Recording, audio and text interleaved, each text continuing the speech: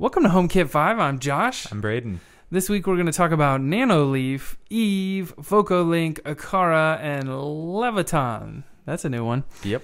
Yeah, let's dive into the show. All right. So Nanoleaf has come out and said, well, actually, no.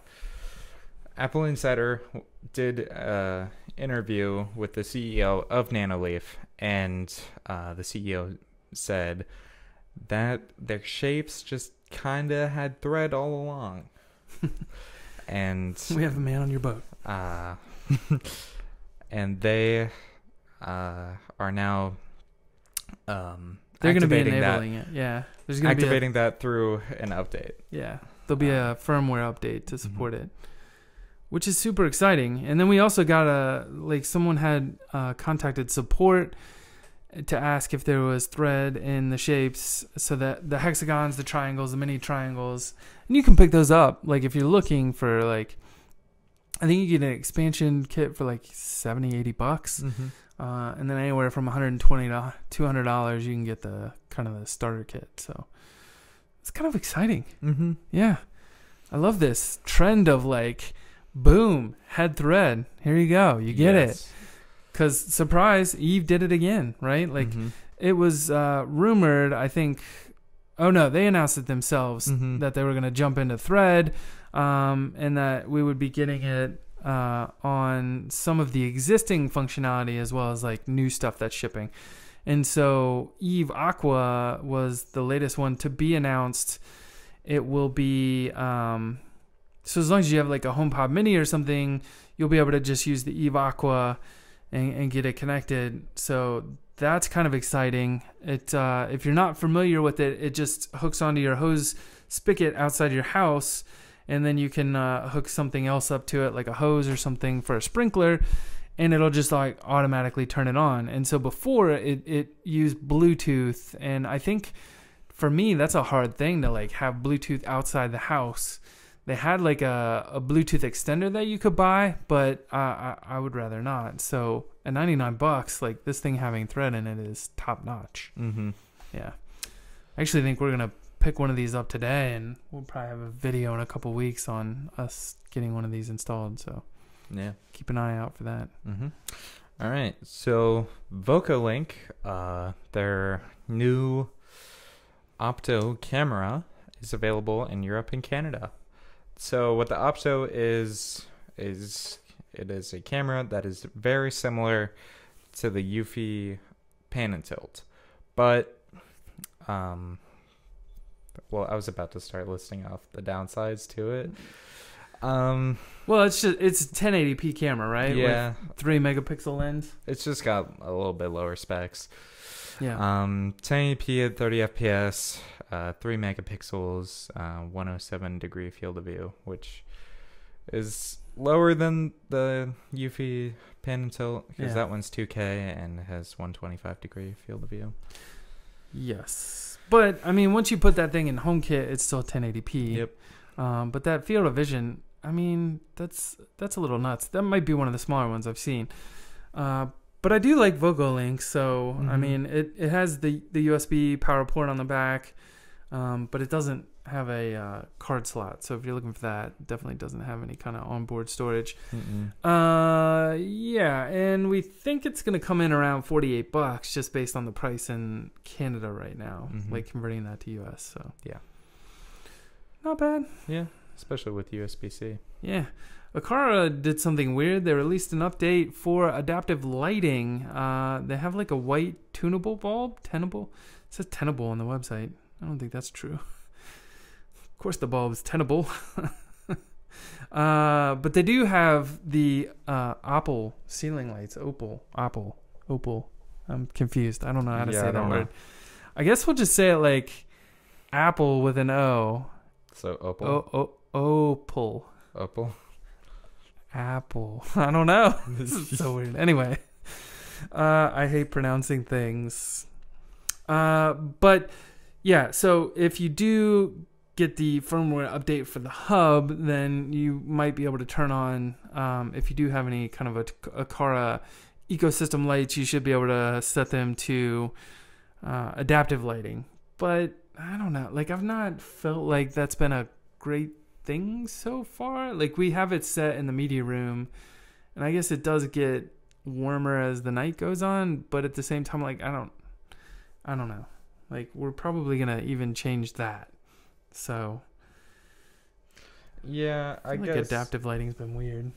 I don't know. I guess I understood the appeal when it was first announced, but seeing it, like, I mean, I haven't used it personally, and I don't have like any sleep data or anything to compare it against, but I don't know. Yeah. I have sleep data, but I'm not sure it's made a difference. Yeah. I'm not sure I have any like adaptive lighting light bulbs anywhere that I spend my evenings at, other than the Media room. The media room, yeah. Yeah. All right. So Leviton, they have 4 new products out. 2 switches, 1 dimmable, 2 plugs. 1 is a Type A without the ground pin. That one's dimmable though, without the ground pin. It is. Oh, yeah, okay, I think it's made for like for like actual lamps. Yeah. Yeah, that makes sense. Yeah, and so those come in at a variety of prices. The dimmer comes in at $45. The dimmer switch, yeah. The dimmer switch comes in at $45. The 15 amp switch comes in at $40. Mini plug, $25. Then the dimmer plug is an extra $5 at $30. Yeah, I'm kind of interested to get my hands on some of these. I don't know. Like, I'm a big believer of Lutron. Like, we have that. It's got its own RF band that it's working on. The 433 megahertz range. So it's not really interfering with Wi-Fi necessarily, which is kind of nice. And these directly use Wi-Fi, so it's like another Wi-Fi device on your network. And in the past, other like Wi-Fi devices that I've tried, I sometimes find they're not as quick to respond, and I like my lights to be pretty responsive. So, again, it's coming in under that Lutron price, but at the same time, like, probably not the product I want. Like, where's our thread enabled? Yeah, switches? seriously, because Bluetooth for lighting isn't good.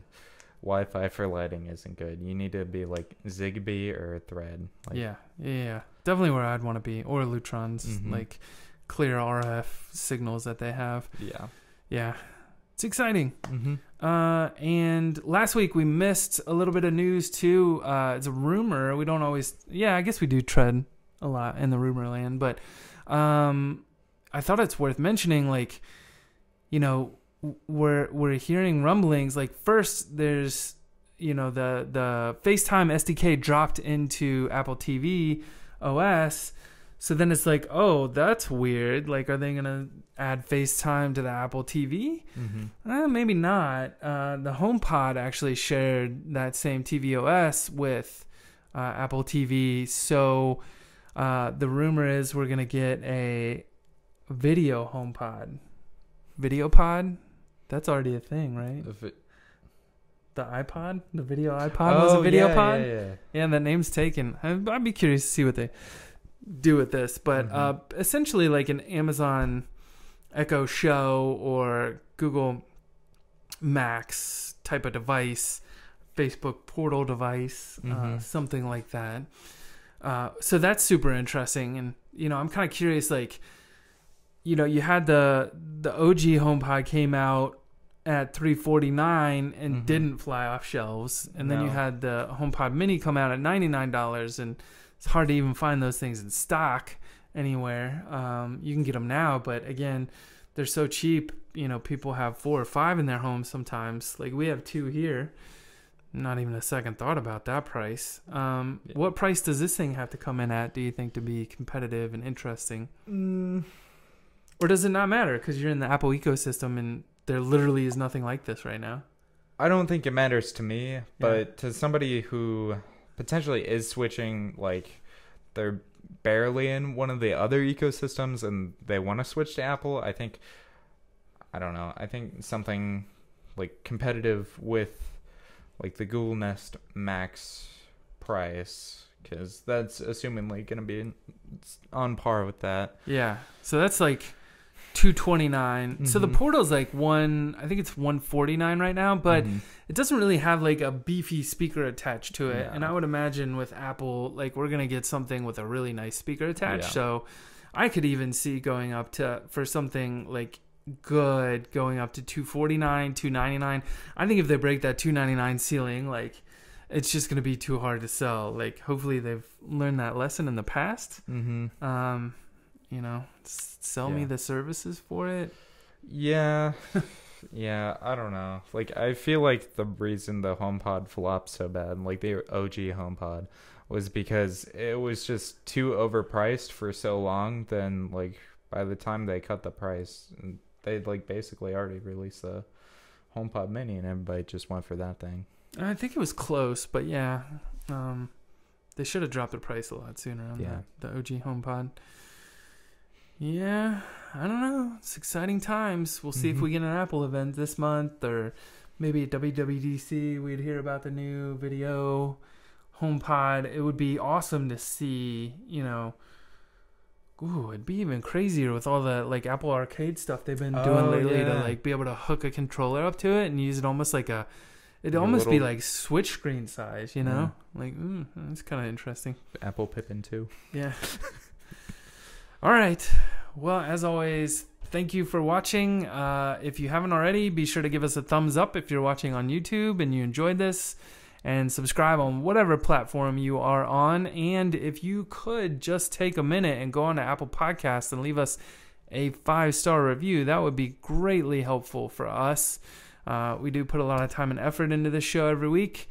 And share it on social media as well. If you haven't, we don't do a lot of marketing, but that would be super helpful as well. And we thank you for watching. We will see you in the next episode.